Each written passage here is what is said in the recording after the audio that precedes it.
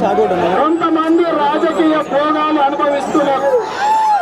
అయితే సోదరులారా, ఈరోజు 1200 మంది తెలంగాణ అమరవీరుల గురించి ఒక్కసారి ఆలోచన చేస్తే, లోనోగు మీసాల యువకుడు శ్రీకాంతచారి నిట్ట నిలువున పెట్రోల్ పోసుకొని తెలంగాణ కోసం ఆత్మ బలిదానం చేసుకొని పెట్రోల్ మంటల్లో కాలిపోతూ అమ్మను తలుచుకోలే, మన తల్లి తెలంగాణను తలుచుకున్నాడు. జై తెలంగాణ అన్నాడు. అదే విధంగా మెట్రో సిటీ ఎక్స్ప్రెస్ రైలుకు ఎదురుగా పోయి సుమను తన ఆత్మ బలిదానాన్ని చేసుకున్నాడు. కానిస్టేబుల్ కిష్టయ్య తన సర్వీస్ రివాల్వర్ తోని అనంతకు గురి పెట్టుకొని తన భార్య బిడ్డల గురించో, తన ఊరు గురించో, తన కుటుంబం గురించో ఆలోచన చేయలేదు. తెలంగాణ గడ్డ కోసం, తెలంగాణ రాష్ట్రం కోసం ఆలోచన చేసి కానిస్టేబుల్ కిష్టయ్య నిట్ట నిలువున నిలబడి తుపాకి గంటకు పట్టుకొని కాల్చుకొని జై తెలంగాణ అన్నాడు. అదే విధంగా కాలిన కట్టె ఎన్సీసీ గేటు దగ్గర యాదయ్య కాలి మసై బూడిదైపోయింది తెలంగాణ కోసం. అదే విధంగా ఎర్రకోట ఉరి కొయ్యల మీద యాదిరెడ్డి అక్కడ ఊరేసుకొని తెలంగాణ కోసం త్యాగం చేశాడు. అంతెందుకు నిజామాబాద్ ఉప ఎన్నికలలో డి శ్రీనివాస్ ఓడిపోతే మైసమ్మ తల్లికి బలిచ్చుకుంటా అని చెప్పి డి శ్రీనివాస్ ఓడిపోయిన తర్వాత తన మొక్కును ఈశాన్ రెడ్డి ఇదే ఉస్మానియా యూనివర్సిటీలో తన ఆత్మ బలిదానాన్ని మైసమ్మ తల్లికి ఇచ్చుకున్నాడు. ఇవాళ ఒక వేణుగోపాల్ రెడ్డి, ఒక సురేష్ నాయక్, ఒక సువర్ణ, ఒక కవిత ఇలా చెప్పుకుంటూ పోతే కొన్ని వందల ఆవేదన హృదయ విదారకమైన సంఘటనలు తెలంగాణలో ఉన్నాయి. ఇవాళ వీళ్ళందరూ కూడా తమ కుటుంబం బాగు కోసమో, తన గ్రామం కోసమో ఆత్మ బలిదానాలు చేసుకోలే. వీళ్ళందరూ కూడా కనీసం ఇట్లయినా పాలకులకు కనువిప్పు కలిగి తెలంగాణ రాష్ట్రాన్ని ఇస్తే ఆ తెలంగాణ రాష్ట్రంలో ఉవ్వెత్తున ఉద్యమాలు చేసిన ఉస్మానియా గడ్డలో చదువుకున్న విద్యార్థులకు ఉద్యోగాలు వస్తాయని ఆత్మ బలిదానాలు చేసుకున్నారు. ఇవాళ ఈ రకంగా మొదటి ఉద్యమం 369 మంది ఆత్మ బలిదానాలు చేసుకుంటే మళ్ళీ ఉద్యమంలో 1200 విద్యార్థులు ఆత్మ బలిదానాలు చేసుకున్నారు. చరిత్రలో ఎక్కడ కూడా ప్రభుత్వాల మీద తిరుగుబాటు చేస్తే తిరుగుబాటులో ప్రభుత్వాల కాల్పులకు చనిపోయిన చరిత్ర ఉన్నది ప్రపంచంలో. కానీ ఈ ప్రభుత్వాలకు నిరసనగా తమల్ని తాము ఆత్మాహుతి చేసుకొని ఆత్మ బలిదానాలు ఇచ్చుకొని ఈ ప్రభుత్వాల కళ్ళు తెరిపించాలని చెప్పి ఆత్మ బలిదానాలు ఇచ్చుకున్న చరిత్ర ప్రపంచంలో ఒక తెలంగాణ గడ్డకే ఉంది, తెలంగాణ బిడ్డకే ఉంది. ఏ దేశ చరిత్రలో పోరాటాలు చూడండి, ఆయా దేశాలలో తిరుగుబాటులో పాలకులకు రాజ్యాధిపతుల తుపాకీ గుళ్లకు బలైనోళ్ళే ఉన్నారు. కానీ ఒక్క తెలంగాణలో ప్రజాస్వామ్యయుతంగా ఈ ప్రభుత్వాల మీద ఒత్తిడి తీసుకురావడానికి ఆ పేద బిడ్డలు, ఆ దళిత బిడ్డలు, ఆ గిరిజన బిడ్డలు తమ తల్లిదండ్రుల కడుపు కోతకు గురైతారని తెలిసినా తమ ముసలి తల్లిదండ్రులు ఈ బిడ్డల మీదనే కోటి ఆశలు పెట్టుకున్నారని తెలిసినా కన్న తల్లిదండ్రుల కంటే తెలంగాణ గడ్డ ముఖ్యమని ఈ గడ్డ కోసం ఈ మట్టిలో కాలి ఈ మట్టిలో కూర్చొని ఈ తెలంగాణ మట్టిలో కలిసిపోయిండ్రు. ఇవాళ అలాంటి త్యాగాలు చేసిన విద్యార్థి అమరవీరులకు గత 2 సంవత్సరాల నుంచి ఏ రకమైన పరిస్థితులు ఉన్నాయో వచ్చిన తెలంగాణలో ఒక్కసారి ఆలోచన చేయండి అని చెప్పి ఇక్కడున్న నా సోదరులకు, నా సోదరిమణులకు చేతులెత్తి విజ్ఞప్తి చేస్తున్నాను. ఇవాళ మీ దగ్గరికి వచ్చింది, నా దగ్గరికి పోలీస్ ఆఫీసర్లు వచ్చిండ్రు. హైకోర్టు ఆదేశాలు ఉన్నాయి. మీ విద్యార్థులందరి మీద అక్రమ కేసులు పెట్టి ఆ కేసుల రూపంలో ఉద్యోగాలు రాకుండా చేస్తామని చెప్పినందుకు ఈ రోజు మనం నియమ నిబంధనలను ఉల్లంఘించొద్దు, హైకోర్టు ఆదేశాలను అమలు చేయాలి. చట్టాలను శాసనాలు చేసే మనం ఇక్కడ చదివి మీ సలహా సూచనలతో చట్టాలు అమలు జరుగుతాయి. కాబట్టి ఇక్కడ ఉన్న వాళ్ళం ఎవరం కూడా హైకోర్టు ఆదేశాలను ఉల్లంఘించకూడదని చెప్పడానికి మీ మధ్యలోకి వచ్చిన మీ సోదరుడుగా. అయితే సోదరులారా, ఈ రోజు ఆలోచన చేయండి. మన రాష్ట్ర ముఖ్యమంత్రి 12 గంటలలో సమగ్ర కుటుంబ సర్వే నిర్వహించిన తెలంగాణ బిడ్డల 4 కోట్ల మంది వివరాలు నా గుప్పెట్లో ఉన్నాయని చెప్పిండు. అవునా కాదా? మరి 12 గంటలలో 4 కోట్ల తెలంగాణ బిడ్డల వివరాలు సేకరించగలిగిన ఈ రాష్ట్ర ముఖ్యమంత్రి మొదటి ఉద్యమంలో 369 మంది, మలి ఉద్యమంలో 1200 మంది ఆత్మ బలిదానాలు చేసుకున్నారని మొట్టమొదటి శాసనసభలో ఈ రాష్ట్ర ముఖ్యమంత్రి కల్వకుంట్ల చంద్రశేఖరరావు గారు సంతాప తీర్మానాన్ని ప్రవేశపెట్టారు. ఉద్యమం సందర్భంలో లెక్కలు తెలిసినా తెలియకపోయినా ముఖ్యమంత్రి అయిన తర్వాత 5 లక్షల మంది ఉద్యోగస్తులు 52,000 కోట్ల రూపాయల జీతాలను చెల్లిస్తున్న ఉద్యోగస్తులు యంత్రాంగం ముఖ్యమంత్రి చేతిలో ఉంది. తను సంపూర్ణమైన సమాచారాన్ని తెప్పించుకున్న తర్వాతనే ఆ వివరాలను శాసనసభ ద్వారా తెలంగాణ సమాజానికి, ప్రపంచానికి తెలియజెప్పడం జరిగింది. ఇవాళకి నిండుగా 2 సంవత్సరాలు పూర్తయింది. 2 సంవత్సరాలు పూర్తయినా మొదటి ఉద్యమంలో చనిపోయిన 369 కుటుంబాలల్లో 2 కుటుంబాలను మాత్రమే ఈ రోజు వరకు రాష్ట్ర ప్రభుత్వం గుర్తించింది. బలి ఉద్యమంలో 1200 మంది ఆత్మ బలిదానం చేసుకుంటే ఈనాటి వరకు 588 మందిని మాత్రమే తెలంగాణ అమరవీరులను గుర్తించమని ప్రభుత్వం ఈనాటికి లెక్కలు చెప్తుంది. ఆ 588 మందిలో ఇచ్చిన జీవోలలో 250 మంది ఉద్యమకారుల అడ్రస్సులు దొరకట్లేదని రాష్ట్ర ప్రభుత్వం జీవో ఇచ్చింది. ఇంతకంటే అవమానము, ఘోరము, నేరము శిక్షించాల్సిన అవసరం ఉన్నదా లేదా? ఇలాంటి విధానాన్ని మీరు ఒక్కసారి చెప్పండి అని మిమ్మల్ని అడుగుతున్నా. ఇవాళ కేసీఆర్ నువ్వు జూన్ 2 నాడు 2014 రోజు తెలంగాణ రాష్ట్రం ఏర్పడితే 1 గంట కూడా ఆలస్యం చేయకుండా రాజ్ భవన్ గేట్లు తెరవక ముందే గేట్ల ముందర నిలబడి గేట్లు తెరిపించుకొని మీరు ముఖ్యమంత్రిగా, నీ కొడుకు మంత్రిగా, నీ అల్లుడు మంత్రిగా, తమరి కూతురు ఎంపీగా ప్రమాణ స్వీకారాలు చేసిండ్రు. మేము అడుగుతున్నాం, ఇక్కడున్న విద్యార్థులందరూ మిమ్మల్ని నిలదీస్తున్నారు, మిమ్మల్ని ప్రశ్నిస్తున్నారు. మీ ఉద్యోగానికి 1 గంట కూడా ఆలస్యం చేయలేదు కదా? మరి అమరవీరుల కుటుంబాలు గుర్తించడానికి 2 సంవత్సరాలు పూర్తయినా ఈ రోజు వరకు గుర్తించలేదంటే 12 గంటల్లో 4 కోట్ల మంది జనాల వివరాలు సేకరించిన మీరు 2009 నుంచి 2014 వరకు 1200 విద్యార్థుల ఆత్మ బలిదానాలు చేసుకుంటే వాళ్ళ వివరాలను సేకరించలేదంటే ఇది మీ అసమర్థతనా? ఇది మీ నిర్లక్ష్యమా? ఇది మీ నిరంకుశమా? లేకపోతే మీ పెట్టుబడి పెత్తందారి విధానమా అని చెప్పి నేను ఈ రోజు ప్రశ్నిస్తున్నా. ఇవాళ విద్యార్థులను ఉస్మానియా యూనివర్సిటీ బిడ్డలు వీరులన్నాడు, శూరులన్నాడు, ఆకాశంలో నక్షత్రాలు అన్నాడు. వారి మాటలు విని ఎంతో మంది విద్యార్థులు ఆత్మ బలిదానం చేసుకొని అమర వీరులు అయ్యిండ్రు.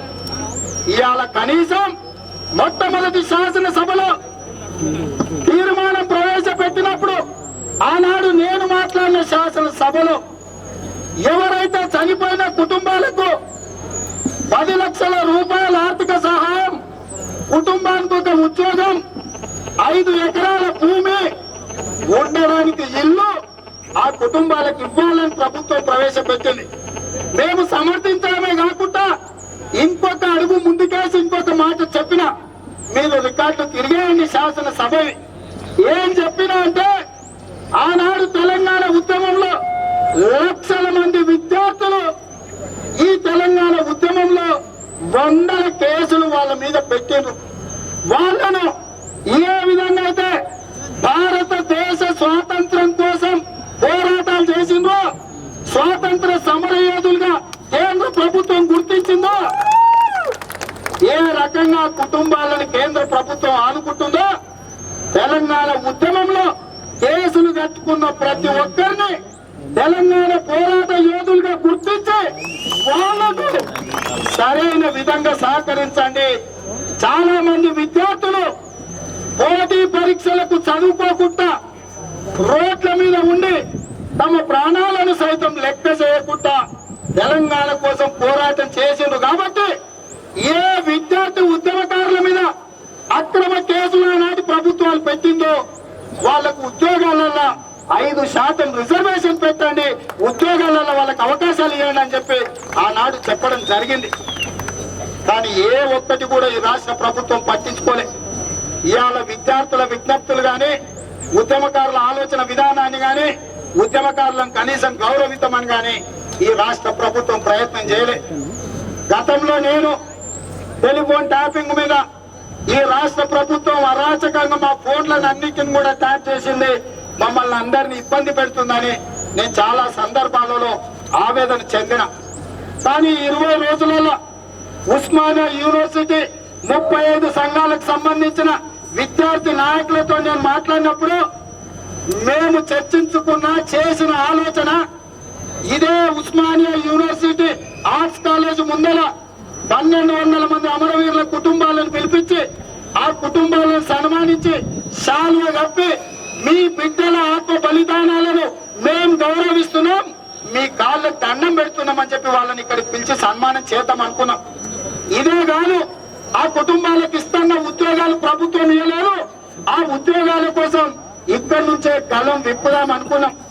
ఇదే కాదు, ట్యాంక్ బండి మీద ప్రపంచంలో చిరస్థాయిగా అమెరికా స్వాతంత్రానికి ఎట్లయితే న్యూయార్క్ లో స్టాచ్యూ ఆఫ్ లిబర్టీని పెట్టిండ్రో అదే విధంగా ట్యాంక్ బండిలో బుద్ధుని పక్కన తెలంగాణ విజయానికి, తెలంగాణ రాష్ట్ర సాధనకు అక్కడ బుద్ధునంత ఎత్తు అమరవీరుల స్తూపాన్ని నిర్మించి అక్కడ తొలి ఉద్యమంలో ఉన్న 369 మంది పేర్లు, మలి ఉద్యమంలో ఉన్న 1200 మంది పేర్లను శిలా శాసనాలుగా చెక్కుదామని చెప్పి మనం అందరం డిమాండ్ చేద్దామని మేము విద్యార్థి నాయకులతో చర్చించిన. కేసీఆర్ కు మంది మాటలు వెనుకంగా వినే అలవాటు ఉంది కదా, ఈ ఎజెండాని మనం తీసుకుంటే ప్రజల ముందులుగా దోషులుగా నిలబడతాం, మన అసలు రంగు బయటపడతారని చెప్పి ఉటిన హడావిడిగా ఈ రోజు రాష్ట్ర ప్రభుత్వం అమరవీరుల కుటుంబాలను సన్మానిస్తామని, ఉద్యోగాలు ఇస్తామని, ట్యాంకు బండి మీద మూలకెక్కను అమరవీరుల స్తూపాన్ని నిర్మిస్తామని ప్రభుత్వం ముందుకు వచ్చింది. కానీ ఈ రోజు మేము స్పష్టంగా డిమాండ్ చేస్తున్నాం.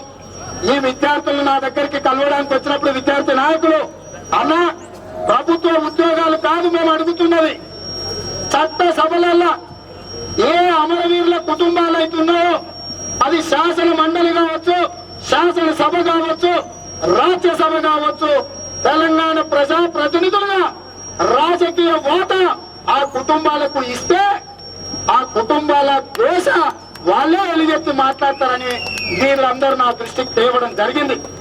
దాన్ని కూడా ఖచ్చితంగా నాకు ఏ రోజు అవకాశం వచ్చినా మొట్టమొదట సంతకం పెట్టాలి. అమరవీరుల కుటుంబాల నుంచి శాసన మండలికి, రాజ్యసభకు తప్పకుండా పంపించే ఏర్పాటు చేస్తా. మీ అందరి మాటగా, మీ అన్నగా, మీ సోదరుడుగా, తెలంగాణ బిడ్డగా ఈ రోజు మీరు ఏదైతే డిమాండ్ చేసిండ్రో ఆ డిమాండ్ అమలు చేస్తా అని సందర్భంగా తెలియజేస్తున్నా. అదే విధంగా ఇవాళ తెలంగాణలో ఇది ఒక రాష్ట్రం, సర్వ స్వతంత్ర రాష్ట్రం, 29వ రాష్ట్రం. ఈ రాష్ట్రానికి ప్రజలు ఎన్నుకున్న ముఖ్యమంత్రి కల్వకుంట్ల చంద్రశేఖర్ రావు గారు. కానీ ఆయన ఈ ఉస్మానియా యూనివర్సిటీని ఒక దొరల గడిగా భావించి గడిలో ఉండే నవాబునని ఆయన అనుకుంటున్నాడు. నేను ఈ వేదిక మీద నుంచి ముఖ్యమంత్రి గారికి హెచ్చరిస్తున్నా, ఈ తెలంగాణ ఒక రాష్ట్రం 5 సంవత్సరాలకు ఎన్నుకున్న ముఖ్యమంత్రి మాత్రమే మీరు దీనికి యజమానులు కారు. మీరు మీ కొడుకుల వారసత్వాన్ని పొందడానికి మా విద్యార్థుల భుజాలు ఖాళీగా లేవు. ఎందుకంటే ఈ విద్యార్థుల భుజాలు అమరవీరుల శవాలను మోసి ఈ విద్యార్థుల భుజాలు కాయలు కాసినాయి. చంద్రశేఖరరావు గారు, ఇక ఎంత మాత్రం నీ కుటుంబాన్ని మోసుకునే పరిస్థితి ఇక్కడ ఉండే విద్యార్థులకు లేదు. ఇవాళ వారు అనుకుంటున్నారు ఎల్లకాలం నేనే ఉంటాని, ఎల్లకాలం నేనే ఉంటాన్న. హిట్లర్ ఎక్కడ పోయిండో, పాకిస్తాన్ లో ముషర్రఫ్ ఎక్కడ పోయిండో, పావురాల గుట్టల పావురం ఎగిరిపోయిన రాజశేఖర రెడ్డి ఎక్కడ పోయిండో, అంతెందుకు 300 సంవత్సరాలు పాలించిన నిజాం నవాబ్ ఎక్కడికి పోయిండో ఒక్కసారి ఆలోచన చేసుకోండి. ముఖ్యమంత్రి కల్వకుంట్ల చంద్రశేఖరరావు గారు ఈయన వారు ఆనాడు ఎవరైతే త్యాగాలు చేసిండ్రో, త్యాగాలు చేసిన వాళ్ళు ఎక్కడైనా కనిపిస్తుందా మీరు ఒక్కసారి ఆలోచన చేయండి.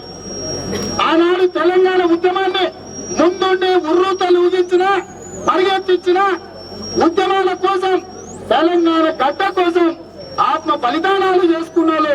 ఈ రాష్ట్ర ప్రభుత్వంలో ఎవరైనా కనిపిస్తున్నారా ఒక్కసారి ఆలోచన చేయండి. ఈ రోజు మనం ఆలోచన చేయకపోతే అదే విధంగా ఆనాటి తెలంగాణ ఉద్యమంలో ముందుండి నడిపించిన కొంతమంది పెద్దలకు ముఖ్యమంత్రి గారిని ప్రశ్నించడానికి ఎందుకో సంకోచిస్తున్నారు. నాకు తెలియదు, ఆనాడు పొలిటికల్ చేయాల్సి రూపంలో మీరందరూ ప్రధానంగా త్యాగాలు చేస్తే పొలిటికల్ చేసి చైర్మన్ గారి నాయకత్వంలో తెలంగాణను సాధించుకున్న తెలంగాణలో ఈ రోజు అధికారంలో ఉండి ఆంధ్ర పెట్టుబడిదారులు ఆనాడు ఆంధ్రలోనే తెలంగాణ ద్రోహులను కల్వకుంట్ల చంద్రశేఖరరావు గారు దూషించిన వాళ్ళు ఇవాళ మంత్రివర్గంలో ఉండి మనల్ని పాలిస్తున్నారు, మనల్ని శాసిస్తున్నారు, మన భుజాల మీద మన తల మీద నాట్యాలు చేస్తున్నారు. ఇవాళ ఇది మనం భరించాల్సిన అవసరం ఉందా ఒక్కసారి ఆలోచన చేయండి సోదరులారా. ఇవాళ ఒకనాడు తెలుగుదేశం పార్టీని తుమ్మల నాగేశ్వరరావును, తలసాని శ్రీనివాస్ యాదవ్ను, తీవల కృష్ణారెడ్డిని, మాగంటి గోపిని, అరికపూడి గాంధీని చూపించి ఇది తెలంగాణ ద్రోహుల పార్టీ అన్నాడు. ఆనాడు నిజంగానే మాకు కూడా మేము తెలంగాణ ద్రోహం చేస్తున్నాం అన్న భావన కలిగింది వీళ్ళందరూ ఉన్నప్పుడు. ఎందుకంటే వాళ్ళు మా పార్టీలో తెలంగాణను వ్యతిరేకించారు. వాస్తవం ఒప్పుకోవడానికి నాకు అభ్యంతరం లేదు, నేను మోమాట పడతలేను. నేను మీలో ఒకరిని. ఆనాడు అంతర్గతంగా ఎంత పోరాటం చేసినామో మాకు తెలుసు. అంతెందుకు అప్పుడప్పుడు కొంతమంది సన్నాసులు నన్ను తెలంగాణ ద్రోహి అని అంటున్నారు. తెలియజేస్తున్నా, ఈ వేదిక మీద నుంచి ఆ సన్నాసులకు సవాలు విసురుతున్నా.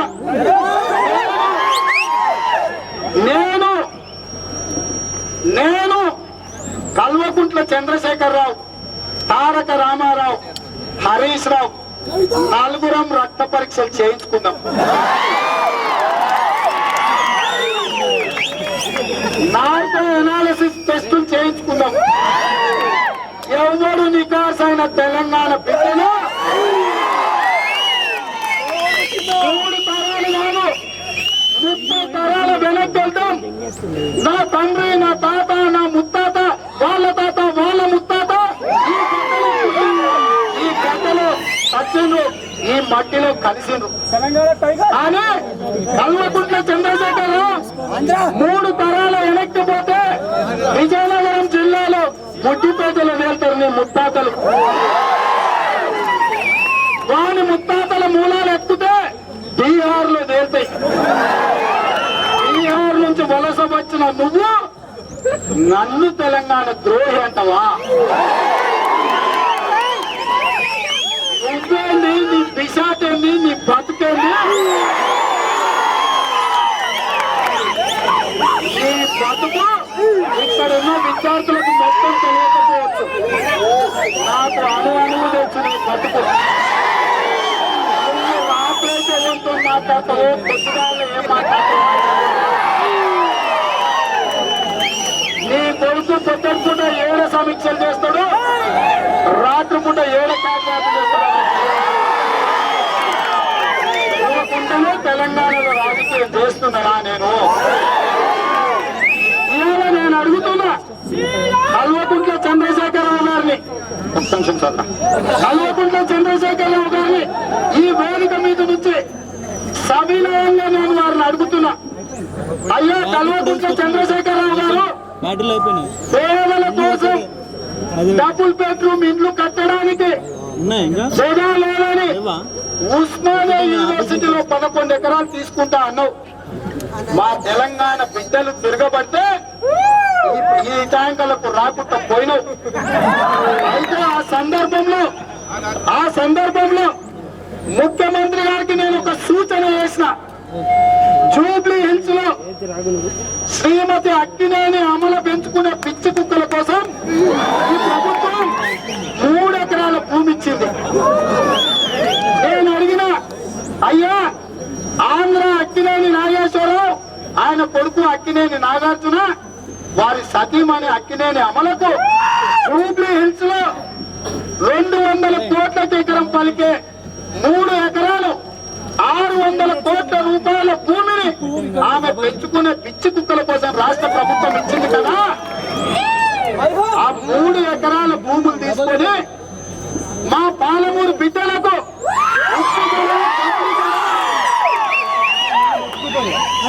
చాంద్రాయణగుట్ట, నింబోలి అడ్డ, తప్పాచపుత్రలో ఉండే మా తెలంగాణ బిడ్డలకు జూబ్లీస్ లో ఆత్మ గౌరవంతో బతికే డబుల్ బెడ్రూమ్ ఇల్లు కట్టివు, ప్రభుత్వం ఇచ్చిన భూమిని వెనక్కి తీసుకోమని శాసన సభలో చెప్పిన ముఖ్యమంత్రి ఉలకలే పలకలే ఇచ్చిట్ల తలకాయ ఊపింది. దాని అర్థము వీళ్ళకి కూడా సంగతి తెలిసిపోయింది. ఆయన అదే కాదు, మీకు అందరికీ తెలుసు మాదాపూర్ లో హైటెక్ సిటీ ఎదురుగా కన్వెన్షన్ అని అక్కినేని నాగార్జున ఫంక్షన్ హాల్ ఏదైతుందో ఆయనకున్న భూమి కంటే 5 ఎకరాల ప్రభుత్వ భూమిని కబ్జా పెట్టుకున్నాడు. ఆ కబ్జాను రెవెన్యూ అధికారులు సర్వే చేసి నేను ఫిర్యాదు చేస్తే 5 ఎకరాలు ఆక్రమించుకున్నాడని ప్రభుత్వానికి నివేదిక ఇచ్చాను. ఆ 5 ఎకరాలు కూడా తీసుకొని పేదలకు డబుల్ బెడ్రూమ్ ఇల్లు కట్టించు రంగారెడ్డి జిల్లా బిడ్డలకు అడిగిన పలకలే. ఇదెందుకు? ఈ రోజు ఇంకొకటి, ఇవాళ తెలంగాణ బిడ్డలు మనమందరం కూడా ఆలోచన చేయాల్సిన అవసరం ఉన్నది. మాదాపూర్ లో గోల్డెన్ హిల్స్ అని ఎంఆర్ ప్రాపర్టీస్ అంటే దుబాయ్ షేక్. ఈ దుబాయ్ షేక్ 472 ఎకరాలను అక్రమంగా గత ప్రభుత్వాలు కట్టబెట్టిన రాజశేఖర రెడ్డి గారి ముఖ్యమంత్రి ఉన్నప్పుడు. ఇవాళ వాటి మీద సిబిఐ కేసు అయింది. ఆ భూములను పుంజుకోండి అని చెప్పి సిబిఐ నివేదిక ఇచ్చింది. అక్కడ హైదరాబాద్ లో నివసిస్తున్న, హైదరాబాద్ లో కడతా ఉన్న ఈ 1,00,000 డబుల్ బెడ్రూమ్ ఇల్లు ఆ 472 ఎకరాలలో కట్టి హైటెక్ సిటీ పక్కన ఆత్మ గౌరవంతో తెలంగాణ బిడ్డలు బతికే విధంగా డబుల్ బెడ్రూమ్ ఇల్లు కట్టమని చెప్పిన ప్రభుత్వానికి. కానీ ప్రభుత్వం వారు మాత్రం దుబాయ్కి వెళ్ళి తండ్రి కొడుకులు దుబాయ్ షేక్ తో మాట్లాడుకొని వచ్చి నీ భూమికి నీకు ఇస్తాం, నువ్వు మాకెంత ఇస్తావో చెప్పండి. ఇవాళ ఆయన భూములు దొరుకుతలేవని చెప్పి చదువుల తల్లి అయిన ఉస్మానియా గడ్డను, ఆత్మ బలిదానాలు చేసుకున్న ఉస్మానియా యూనివర్సిటీ బిడ్డల జగాను 11 ఎకరాలు గుంజుకుంటా అని వచ్చింది. ఇది న్యాయమా? ఒక్కసారి ఆలోచన చేయండి. ఈ రోజు మనమందరం సమీక్షించుకోవాల్సిన అవసరం వచ్చింది. మనందరం ప్రశ్నించాల్సిన సమయం వచ్చింది. మనందరం నిటారుగా నిలబడి కేసీఆర్ తో కలబడే సందర్భం వచ్చిందని చెప్పి నా సోదరులకు, నా తమ్ముళ్లకు, మా సోదరి వాళ్ళకి చెప్తాను. ఇవాళ తెలంగాణలో తెలంగాణ రాష్ట్రాన్ని తెచ్చుకున్నది చంద్రశేఖరరావు గారిని ముఖ్యమంత్రిని చేయడానికో, హరీష్ రావును మంత్రిని చేయడానికో, కేటీఆర్ ను మంత్రిని చేయడానికో, కవితమ్మను ఎంపీని చేయడానికో తెలంగాణ తెచ్చుకోలేదు. తెలంగాణ తెచ్చుకున్నది ఆర్థిక రాజకీయ సామాజిక తెలంగాణ కోసం తెలంగాణ తెచ్చుకున్నాం. ఈ తెలంగాణలో ఉన్న 85% బిడ్డలు ఎవరైతే ఉన్నారో బడుగు బలైన దళిత గిరిజన మైనారిటీ వర్గాల అభ్యున్నతి కోసం తెలంగాణ కోసం ఈ బడుగుల బిడ్డలు ఆత్మ బలిదానం చేసుకున్నారు. సామాజిక తెలంగాణ కోసం ఈ విద్యార్థులందరూ కూడా తమ భవిష్యత్తులను పణంగా పెట్టి తెలంగాణ రాష్ట్రాన్ని సాధించుకున్నారు. కానీ ఇవాళ కల్వకుంట్ల చంద్రశేఖరరావు గారు ఏమంటున్నారా అంటే, నాకు నా కుటుంబానికి 20 సంవత్సరాల అధికారం ఉండడానికే ఇవాళ తెలంగాణ తెచ్చుకున్నామని చెప్పి అక్కడ ఈ రోజు ట్యాంక్ బండ్ దగ్గర నిలబడి చెప్పిండు. దాన్ని మనము ప్రశ్నించాల్సిన అవసరం ఉందా లేదా? ప్రశ్నిద్దామా? నిలదీద్దామా? నిటారుగా నిలబడి పోరాడదామా? మీ నికాసైన మాట మీద నిలబడి కేసీఆర్ తో తలబడదాం. ఈ రాష్ట్రాన్ని ఒక దొంగల చేతిలో నుంచి గుంజుకొని గజ దొంగ చేతిలో పెట్టినట్టుంది. రాష్ట్రంలో 2 సంవత్సరాలలో ఈ రాష్ట్రంలో 2 లక్షల కోట్ల రూపాయల టెండర్లు పిలిచారు. ఒక్క నిమిషం చూద్దాం. 2 లక్షల కోట్ల రూపాయల టెండర్లు పిలిచారు కల్వకుంట్ల చంద్రశేఖరరావు గారు ముఖ్యమంత్రి అయిన తర్వాత. ఈ 2 లక్షల కోట్లలో సాగునీటి పారుదల శాఖ కమిషన్ కాకతీయ, కమిషన్ భగీరథ, రోడ్ల వర్కులు, మిగతా వర్కులన్నీ టెండర్లు పిలిస్తే 1,90,000 కోట్ల రూపాయల టెండర్లు ఆంధ్ర కాంట్రాక్టర్లకు మాత్రమే ఇచ్చాడు.